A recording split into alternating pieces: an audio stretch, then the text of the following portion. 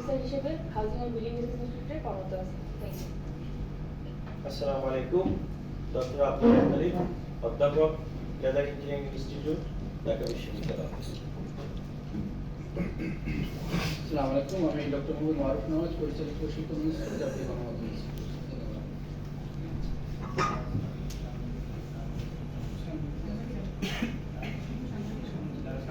করছি journalist reporter হিসেবে। আসসালামু আলাইকুম, শুভ সকাল।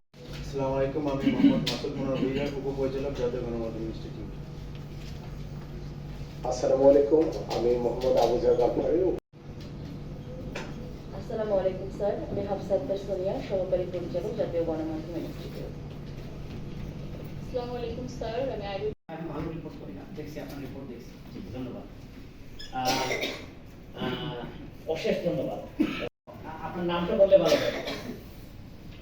হ্যাঁ, আমি মোহাম্মদ রাশিদুল ইসলাম। ও রাশেদ, কোথায় আছেন রাশেদ? এখন আমার মনে হয় আমার জায়গা থেকে আমি করতে পারবো, তো এই জন্যই আমি সামগ্রিক বিষয়টা আমি যেভাবে বুঝলাম সেই বিষয়টা আমি সংক্ষেপে তুলে ধরলাম। সবাইকে ধন্যবাদ।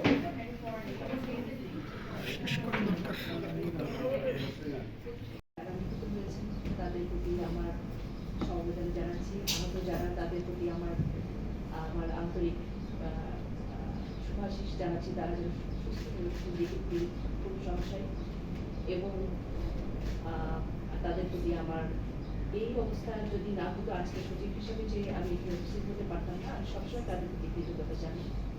আমি শুরু করছি কিছু চামড়া শিল্পের বিষয় নিয়ে। আপনাদের এই প্রশিক্ষণ এমন একটা জিনিস যেখানে চর্চা হয়। আমি হয়তো অফিসের সকল কাজে ব্যস্ত থাকি এবং চর্চাটা সেরকম করে হয় না প্রতিদিন। আমি কিন্তু বেসিক্যালি একজন ট্রেনার। আমি সবসময় ট্রেনিং প্রতিষ্ঠানের সাথে যুক্ত থেকেছি আমার বিগত চাকরি জীবনগুলোতে, এবং আমি সবসময় মনে করি যে আমি একজন অফিসারের চাইতেও আমি একজন ট্রেনার, আমি গর্ববোধ করি। এবং একই সাথে আমি কিন্তু আমার কর্মজীবন শুরু করেছি সাংবাদিকতা দিয়ে। ঢাকা বিশ্ববিদ্যালয়, আমি এটা বলে থাকি, ঢাকা বিশ্ববিদ্যালয় থেকে ইংরেজি সাহিত্যে পাশ করার পরে আমার কর্মজীবন শুরু হয় রিপোর্টিং দিয়ে ফিনান্সিয়াল এক্সপ্রেস। তখন আমি সেটার নাম, এটা যে একটা হেডিং আমি দিতে পারি নাই। সাবিক মুস্তফা নামে একজনের নাম মনে থাকবেন আপনারা। উনি বিবিসিতে অনেক আগে, আমাদের সময় 90-এর দশকে উনি সাংবাদিক ছিলেন, তখন বাংলাদেশে ছিলেন। উনি আমার একটা নাম দিয়ে দিলেন, ওই আমার সাংবাদিকতা দিয়ে শুরু। যার জন্য যখনই আমি সাংবাদিক ভাইদের সাথে প্রশিক্ষণে আসি আমার খুব ভালো লাগে, মনে হয় আমার নিজের মানুষ। আমি আসলে এই পাশের মানুষটা, আমি সবসময় ওই পাশের মানুষ, এটা বলে থাকি। তো সেটা আমার খুব ভালো লাগছে আজকে এসে। তো আসার আগে আমি চামড়া শিল্পের বিষয়ে একটু পড়াশোনা করলাম, একটুখানি দেখলাম, একদিন দেখিয়ে দেখলাম যে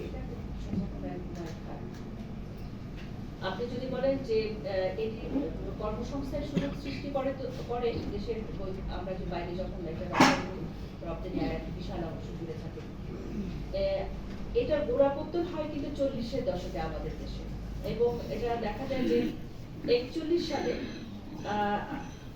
রণদা প্রসাদ সাহা একটি নারী প্রতিষ্ঠার মাধ্যমে এই যাত্রা শুরু করেন 1941 সালে, এবং 51 সালে ট্যানারি শিল্পটা আমাদের দেশে প্রতিষ্ঠিত হয়, এবং এরপর থেকে বৈদেশিক মুদ্রা অর্জন করে চলছিল।